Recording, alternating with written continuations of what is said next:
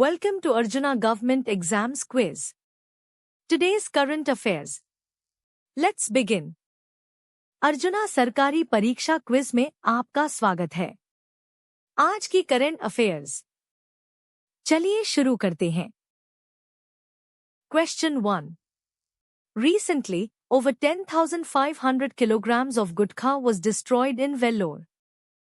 This action primarily aims to address which of the following public health concerns? हाल ही में वेल्लोर में 10,500 kilogram से अधिक गुटखा नष्ट किया गया। इस कार्रवाई का मुख्य उद्देश्य निम्नलिखित में से किस सार्वजनिक स्वास्थ्य चिंता का समाधान करना है?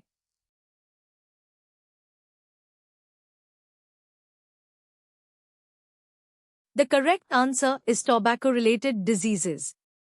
Gutkha is a chewing tobacco product, and its destruction is a measure against tobacco use and associated health problems. सही उत्तर है तंबाकू से संबंधित बीमारियां। गुटखा एक चबाने वाला तंबाकू उत्पाद है और इसका विनाश तंबाकू के उपयोग और संबंधित स्वास्थ्य समस्याओं के खिलाफ एक उपाय है। Question 2. A recent UN report indicates that despite declining fertility rates, young adults globally and in India still aspire to partnership and parenthood. Which factor is highlighted as crucial for their partnership decisions? एक हालिया संयुक्त राष्ट्र की report बताती है कि प्रजनन दर में गिरावट के बावजूद दुनिया भर में और भारत में युवा वयस्क अभी भी साझेदारी और पितृत्व की आकांक्षा रखते हैं। उनके साझेदारी निर्णयों के लिए किस कारक को महत्वपूर्ण बताया गया है?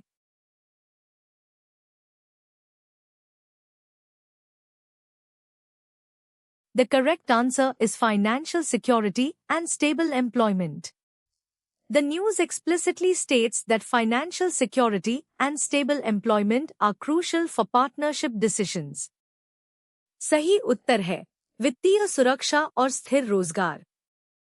खबर में स्पष्ट रूप से कहा गया है कि वित्तीय सुरक्षा और स्थिर रोजगार साझेदारी के निर्णयों के लिए महत्वपूर्ण हैं।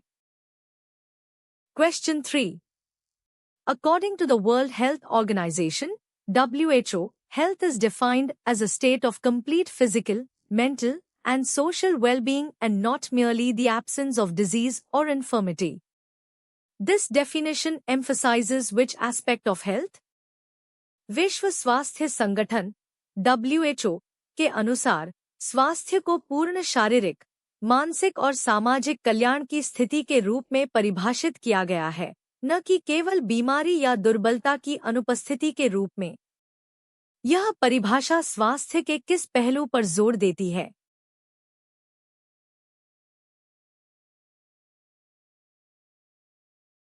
The correct answer is holistic aspect. The WHO definition goes beyond the mere absence of disease to include physical, mental, and social well-being, reflecting a holistic view. सही उत्तर है समग्र पहलू। WHO की परिभाषा केवल बीमारी की अनुपस्थिति से परे जाकर शारीरिक, मानसिक और सामाजिक कल्याण को शामिल करती है, जो एक समग्र दृष्टिकोण को दर्शाती है। Question 4. Which of the following is considered a primary social determinant of health? निम्नलिखित में से किसे स्वास्थ्य का प्राथमिक सामाजिक निर्धारक माना जाता है?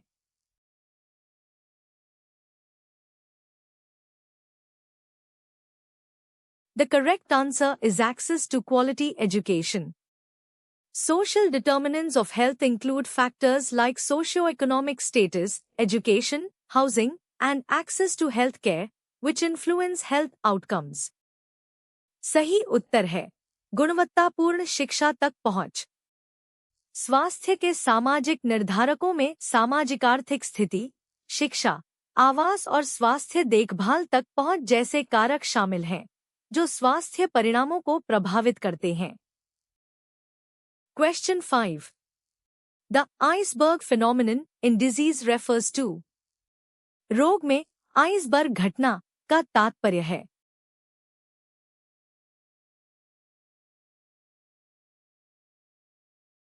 The correct answer is the visible tip representing clinical cases and the submerged part representing unrecognized disease.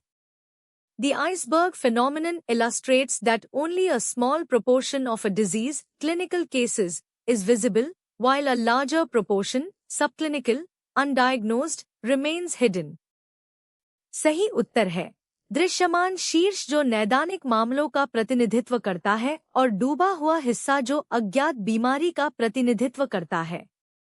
Iceberg घटना दर्शाती है कि किसी बीमारी का केवल एक छोटा सा अनुपात नैदानिक मामले ही दिखाई देता है, जबकि एक बड़ा अनुपात उपनैदानिक अनिदानित छिपा रहता है। Question 6. The number of existing cases of a disease in a defined population at a specific point in time or over a period is known as. एक निश्चित समय बिंदु पर या एक अवधि में एक परिभाषित जनसंख्या में किसी बीमारी के मौजूदा मामलों की संख्या को क्या कहा जाता है?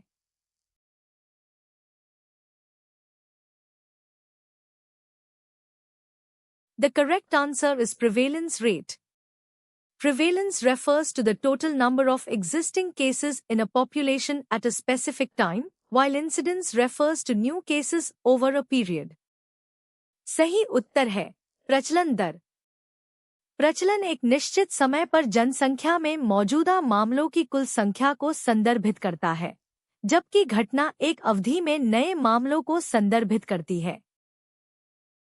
Question 7. A study investigating the distribution of disease by person, place, and time is characteristic of which type of epidemiology? व्यक्ति, स्थान और समय के अनुसार रोग के वितरण की जांच करने वाला अध्ययन किस प्रकार की महामारी विज्ञान की विशेषता है?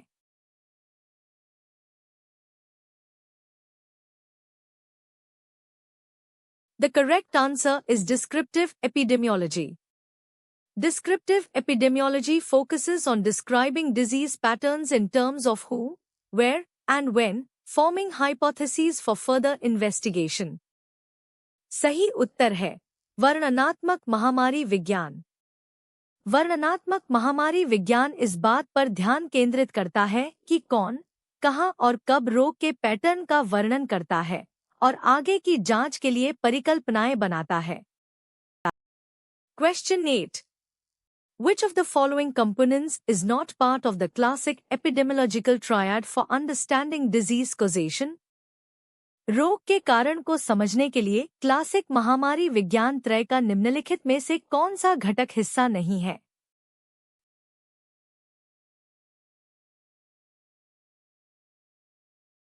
The correct answer is treatment. The epidemiological triad consists of the agent, host, and environment, which interact to cause disease. Treatment is a response to disease, not a causative component.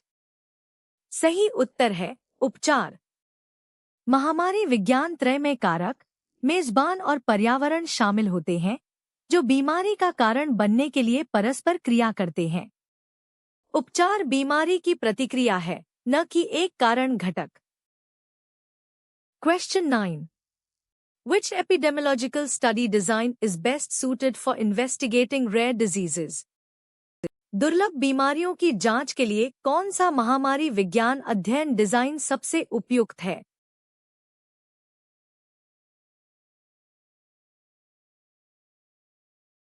The correct answer is case control study. Case control studies are efficient for rare diseases because they start with diseased individuals, cases, and compare their past exposures to non-diseased individuals, controls. सही उत्तर है case control अध्ययन। Case control अध्ययन दुर्लभ बीमारियों के लिए कुशल होते हैं, क्योंकि वे बीमार व्यक्तियों, मामलों से शुरू होते हैं और उनके पिछले जोखिमों की तुलना गैर बीमार व्यक्तियों, नियंत्रणों से करते हैं। Question 10. A study that follows a group of individuals over time to observe the development of disease in relation to their exposures is known as a. एक अध्ययन जो समय के साथ व्यक्तियों के एक समूह का अनुसरण करता है ताकि उनके जोखिमों के संबंध में बीमारी के विकास का निरीक्षण किया जा सके, उसे क्या कहा जाता है?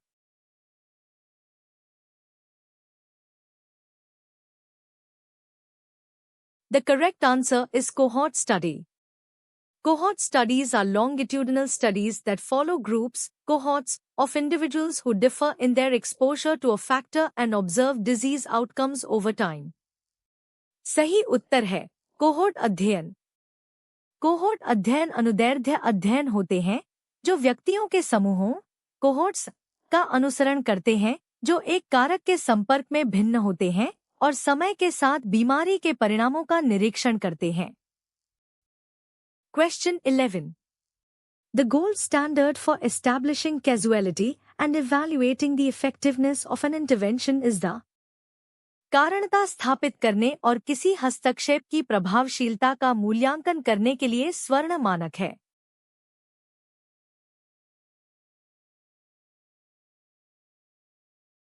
The correct answer is randomized controlled trial, RCT. RCTs, with their random assignment and control groups, minimize bias and provide the strongest evidence for cause and effect relationships. सही उत्तर है यादृच्छिक नियंत्रित परीक्षण, RCT. RCTs अपने यादृच्छिक असाइनमेंट और नियंत्रण समूहों के साथ पूर्वाग्रह को कम करते हैं और कारण और प्रभाव संबंधों के लिए सबसे मजबूत सबूत प्रदान करते हैं. Question 12. According to the Wilson and Jungner criteria for a screening program, which of the following is a crucial requirement for the condition being screened? एक स्क्रीनिंग कार्यक्रम के लिए विल्सन और जंगनर मानदंडों के अनुसार जांच की जा रही स्थिति के लिए निम्नलिखित में से कौन सी एक महत्वपूर्ण आवश्यकता है?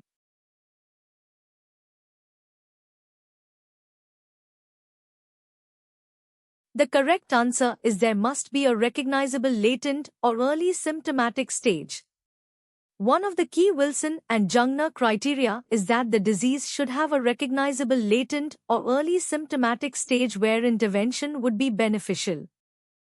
सही उत्तर है एक पहचानने योग्य अव्यक्त या प्रारंभिक रोगसूचक अवस्था होनी चाहिए. विल्सन और जंगनर के प्रमुख मानदंडों में से एक यह है कि बीमारी में एक पहचानने योग्य अव्यक्त या प्रारंभिक रोगसूचक अवस्था होनी चाहिए जहां हस्तक्षेप फायदेमंद होगा. Question 13. A screening test's ability to correctly identify individuals who actually have the disease is called its. एक स्क्रीनिंग परीक्षण की उन व्यक्तियों को सही ढंग से पहचानने की क्षमता जो वास्तव में बीमारी से ग्रसित हैं, उसे क्या कहा जाता है?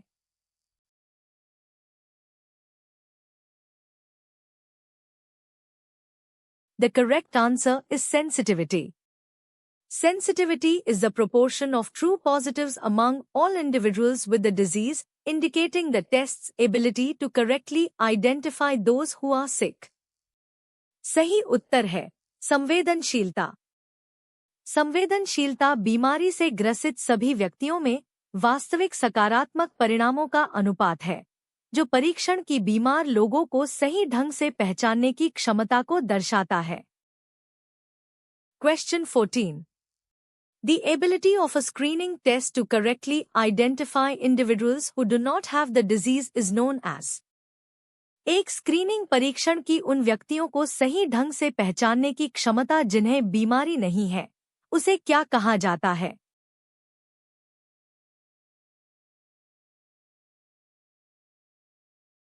The correct answer is specificity.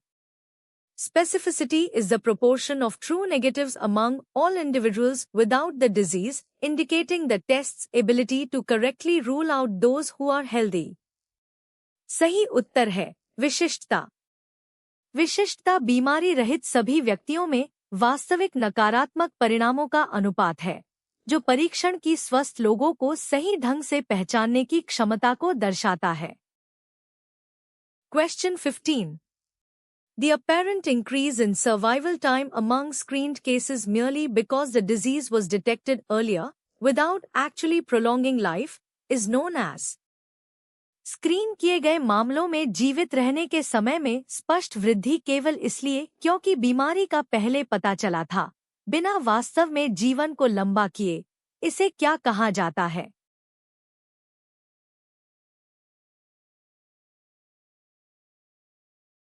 The correct answer is lead time bias. Lead time bias occurs when early detection by screening makes it seem like survival has increased, but it's just that the disease was diagnosed earlier in its course. सही उत्तर है lead time पूर्वाग्रह। Lead time पूर्वाग्रह तब होता है जब screening द्वारा शीघ्र पता लगने से ऐसा लगता है कि जीवित रहने का समय बढ़ गया है, लेकिन ऐसा केवल इसलिए होता है क्योंकि बीमारी का निदान उसके शुरुआती चरण में हो गया था। Thanks for watching. Subscribe to Arjuna Government Exams Quiz for a new quiz every day. देखने के लिए धन्यवाद।